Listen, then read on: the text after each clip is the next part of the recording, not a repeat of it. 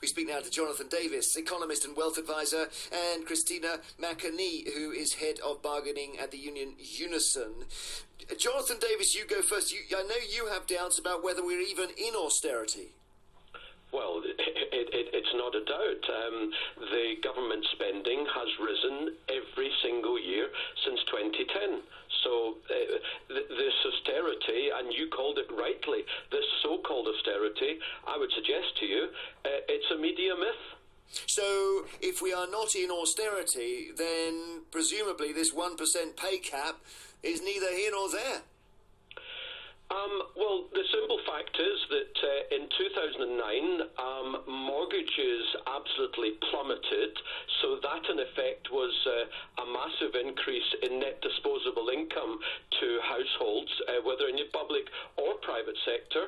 And of course, taxes have fallen dramatically. You can now earn over £11,000 a year and not pay a penny in income tax.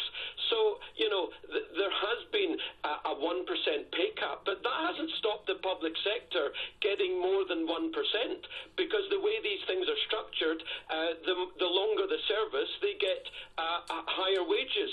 So, no, there hasn't actually been austerity on the public sector. They've had more money in their pockets. Okay, that is a simple fact. All right, Christina McAnee from Unison, you explain to Jonathan why you think there has been austerity in the public sector, because he doesn't see it.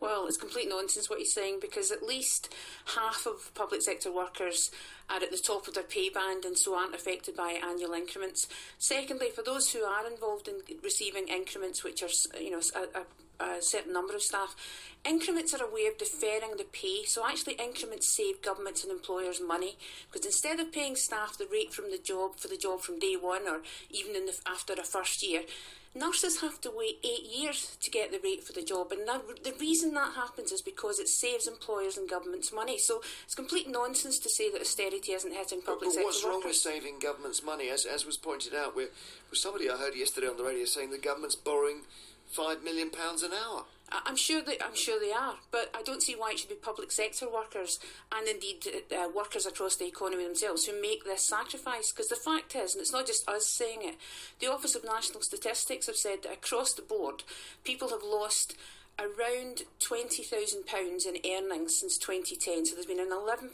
cut in real terms in earnings. But Jonathan says mortgage costs have gone down. Well, mortgage costs may have gone down for some people. Rents haven't gone down for people who don't pay mortgages. The cost of housing has continued to rise. So if you're buying a house, you're still having to pay more in a mortgage.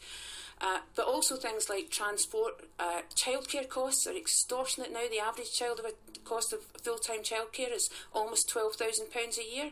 For most of my members, that's probably almost their entire salary or half their salary if they're a bit higher paid. Jonathan, we're told, in fact I'm going to play a clip in a minute of Theresa May saying there's no magic money tree, but strangely there was a magic money tree in 2015 when MPs wanted a pay rise and they got 10%.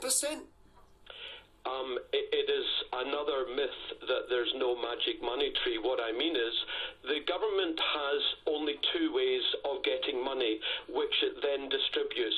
One is through taxation, and the other one is through borrowings.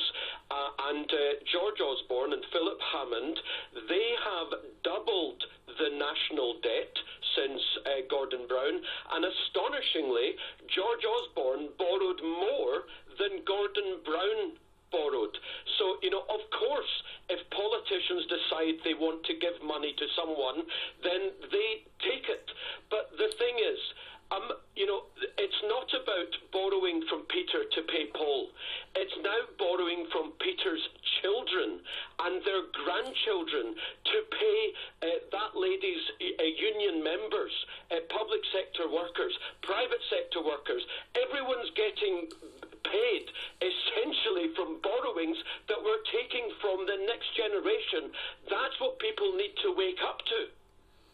Well, governments make political decisions about how they raise money and then how they spend money. So the decision to cap public sector pay is a political decision, an ideological decision, as it were. because they've managed to find ways to give other people money. So corporation tax was 28% in 2010. It's now 19% and expected to go down to 17% by 2020. So they can find ways of giving back money to organisations that I think, quite frankly, don't need it and don't pay their taxes. Obviously, we need to do, as a country, we need to do something big here, Jonathan, to stop borrowing. Is the obvious answer to cancel Trident? That we just say, look, we can't afford a nuclear missile. It's absolutely ridiculous. You know, we could talk about that. We could talk about computer systems in the health service. We could talk about HS2. We could talk about all those projects. We need to think bigger picture than, I even call them the minutiae. The bigger picture is that we now we have borrowed from the next generations nearly £2,000 billion. And the Mervyn King, the previous governor of the Bank of England, and then Mark Carney, who's been around for years, they slashed the interest rate, which of course made the pound go down, and they kept the interest rate low for far too long, given the circumstances of the economy. Thus, when the pound goes down, we are a hugely importing nation.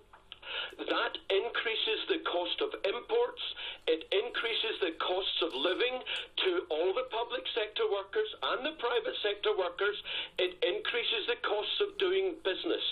What we need to do is get away from this inflation, and if we move to deflation, if the Bank of England would only raise interest rates according to the economy, normalise the interest rate, in other words, we would reduce the cost of imports, reduce the cost to businesses, we would raise our standard of living, and businesses would make money.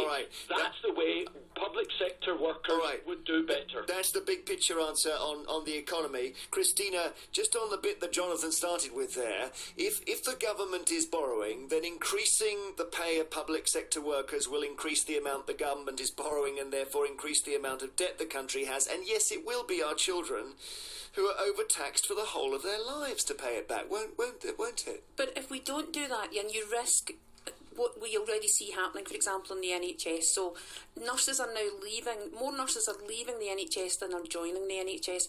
And pay is certainly a factor, and that's not the only factor, but it's certainly a factor.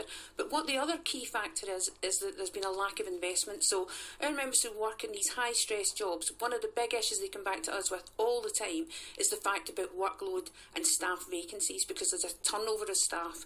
Costs the government billions of pounds every year in agency costs because they can't get the right staff. Now, there are ways to solve these problems, which is you give staff more flexibility over their work. More money. You give them more money, and then you perhaps wouldn't have to spend quite as much. If you could knock 1% off the agency bill, you could fund a pay increase for the NHS. Thank you very much to Christina McAnee, who's with the union Unison, their head of bargaining, and Jonathan Davis, economist and wealth advisor. Let's